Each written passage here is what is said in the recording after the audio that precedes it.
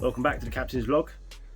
This is a bit of a part 2 video because the last video I did I got stitched up by a dodgy rusty bolt trying to do the thermostat housing over there. So you join me back in the lovely shithole garage. Today we're going to get all the new bits back on the car. Oi oi! New Honda parts, look! Loads of Honda parts. A new OEM Honda thermostat in the housing, so the front half, so that's brand new. A new rear half as well, so that goes like that, like so, posh. And then in here we've got some new seals. Shout out KB. The O-ring, I think it's like, oh no, it comes with one. Bollocks. Oh well, I now have a spare. Bollocks. Well, that's not something Honda tell you. So when you get the front half of the thermostat in, it comes with the bloody seal attached. And I've gone and bought a second one anyway. So if anybody needs a thermostat front housing seal, I've got a spare one, brand new, in the packet, only opened just to show you on this fucking video. Double check that was the right part number. Seal thermostat cover. Right, there we go. So right here we have the front housing with the O-ring seal that comes with it that I didn't know about, and then I've got the back housing with the seal that you do have to purchase separately, so you need that because that's the bit that goes against the water pump housing, that piece just there. And then special bolts direct from Honda. You've got 3 long ones, 3 short ones. And in other news, I've got some new gloves from my garage for working on the car. Look, check these out. These are sweet. Whoa. Boshty. Yeah, a little bit of washing up liquid. Literally only a little bit as well. The reason I'm using washing up liquid is because I can just clean it out easily enough afterwards just by running water on it. This might be wrong. I might be doing it all incorrectly, whatever, but this should pretty much. Oh, mate, was I even on camera when I did that? No. I should probably show you how fucking easy that was. Just like that. Just like that. So to be fair, I'm probably going to clean that off now and just do it dry because it actually doesn't need to be done like that. So let's go. Right, so I'm just about to bung them bits back on the car now. Have a look at the difference in the bolts. Look. New, old. Just got a little bit of my Teflon grease just on the collar there. Just going to give it a very slight smear in the vain hope that if I do ever need to take it off again, it's not going to fucking fight me half as much as it did this time. So let's get that ready to go there. Put all the tape off.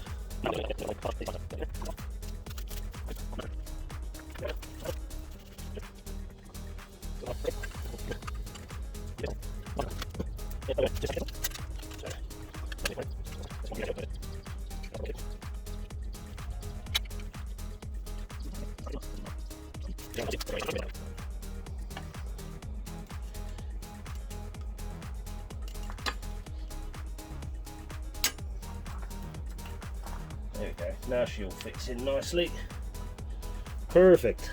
So we've got the 3 bolts on there, we've got the pipe in, going to attach the soft line in a minute.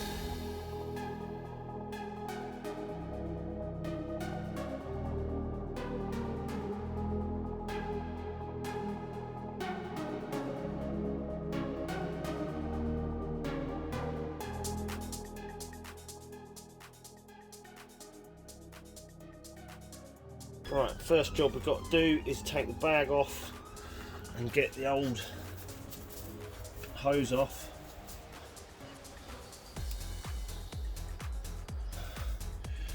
Okay, so old versus new. Make sure that seal's in there, yeah.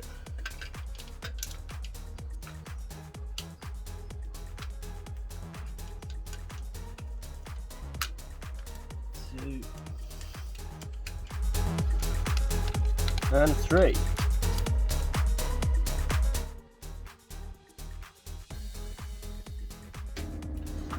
That's those 3 on. Stick the old hose on there. Probably.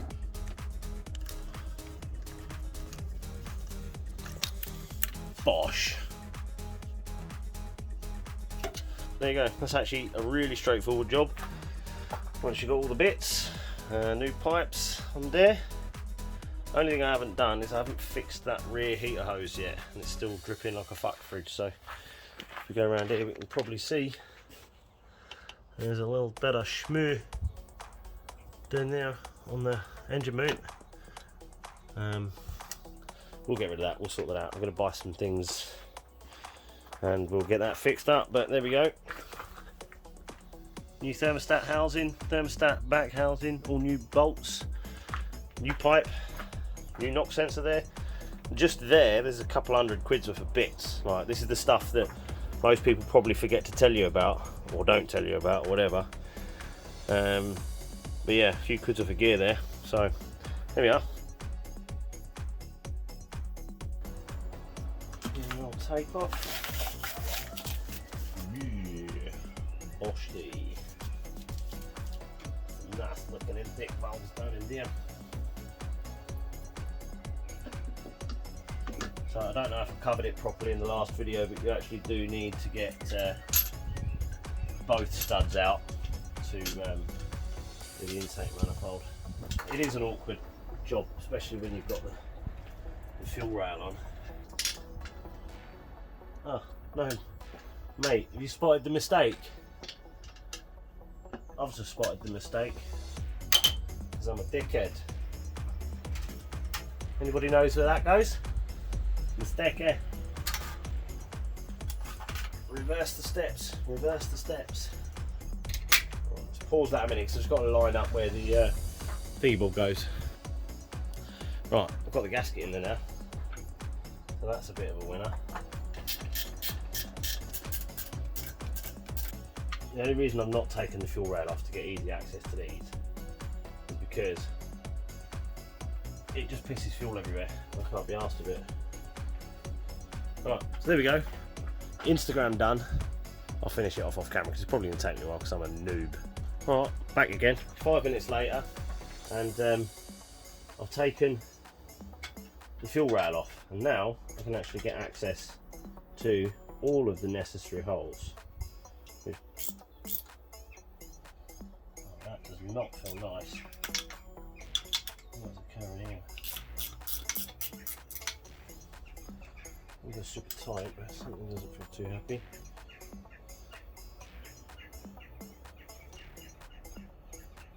We've just got some shit in the bolt. I must have dropped the stud on the floor.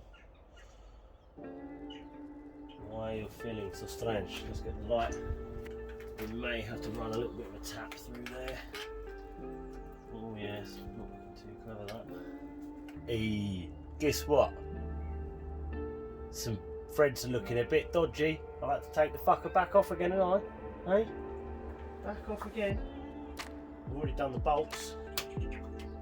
Just got to see if I can get in here and do these old threads.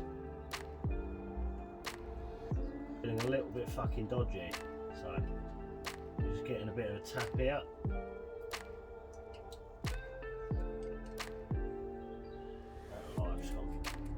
So, that weren't looking too clever. There's quite a lot of threads starting to misbehave in there.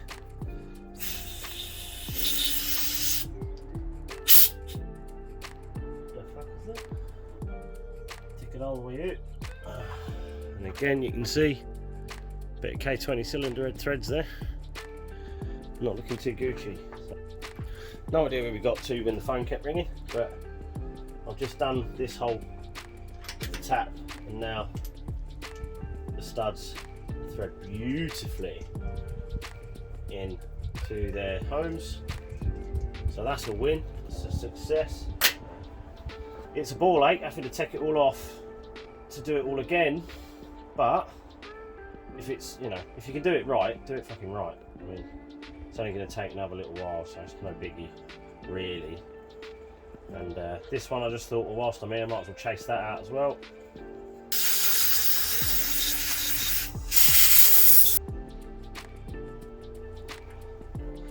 Fingers crossed. Right, I'm not going to fucking film this, but I'm putting it back together now. Eee. Oh man alive. I'll tell you what, I'm awesome. I am absolutely awesome at breaking shit.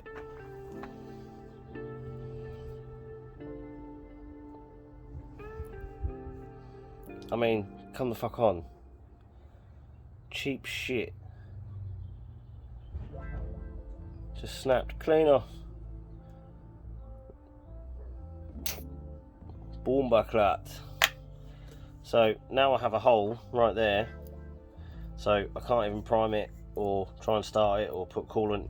Well, I can put coolant in it, but I can't bleed the coolant or nothing because I can't start the engine now because I've got a lovely hole in my fuel rail. Fuck you. More broken stuff stops playing again. So gonna have to take that off, disconnect everything. It's gonna be a nightmare because I'm gonna have to drill it. I'm gonna have to drill that out, and I really don't want to because it's gonna put loads of little tiny filings everywhere. And I already did that risky procedure earlier with rethreading them holes in the cylinder head without actually taping them off, taping off the holes to the intake ports, which I should have done. I just stuffed fucking rag in there. So not quite sure what we're going to do with that, but we've got tomorrow to try and figure it out, so join me then. Well, you would not fucking believe it. There was a little divot, like a indentation in the brass or copper, whatever that is, in the fitting. So me easy out, I just went for a big one so that it didn't go in too far. Mate, just grabbed it first go, look. First go. Didn't even damage the underside of it, and I stuffed it with Teflon tape first so that you wouldn't get nothing go through into the fuel rail. Mate, I'm not being funny.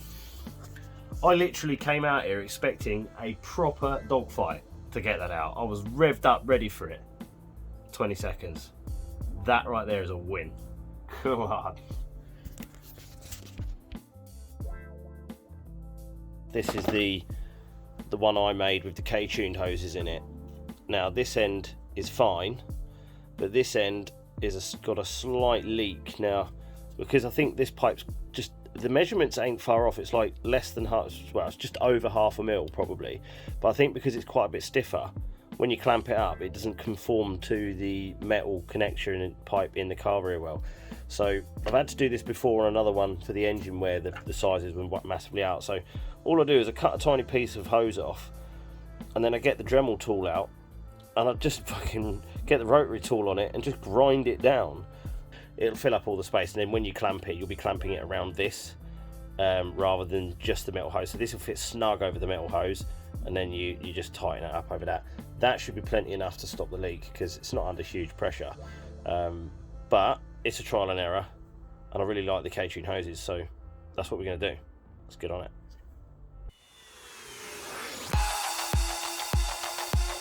So what we're trying to do is thin this end.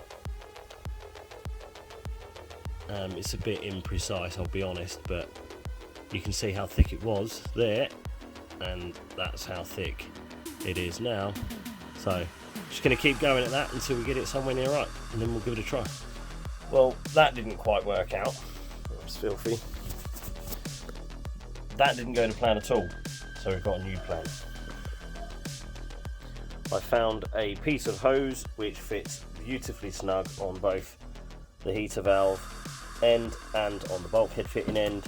So I found it, actually the curve looks about bang on, so I've taped it up. I'm going to change the bit on the angle grinder from the sander to the cutting wheel, zip that off, and I should have just done this all along, shouldn't I? Would have been much easier. OEM Honda hoses.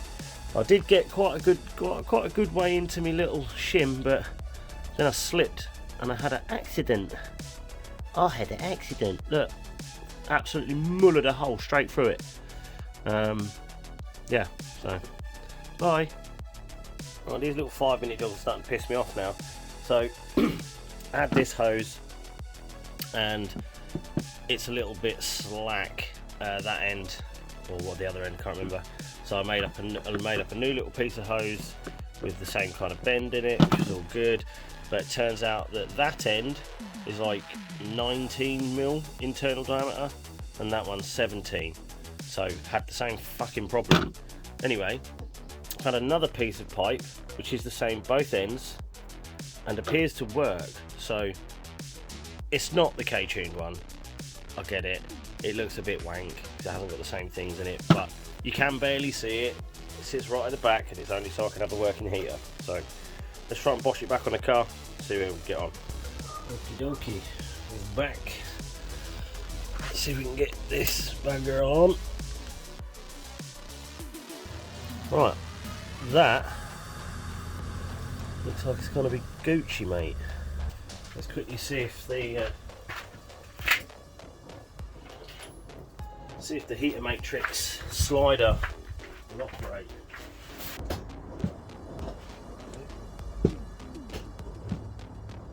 Cold. Some pots. Here we are then. One last job of the day. New fuel pressure gauge from Amazon. So we need to just take that little bad boy out of there.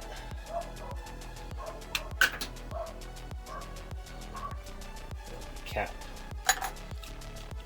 One little tiny run of Teflon tape around it.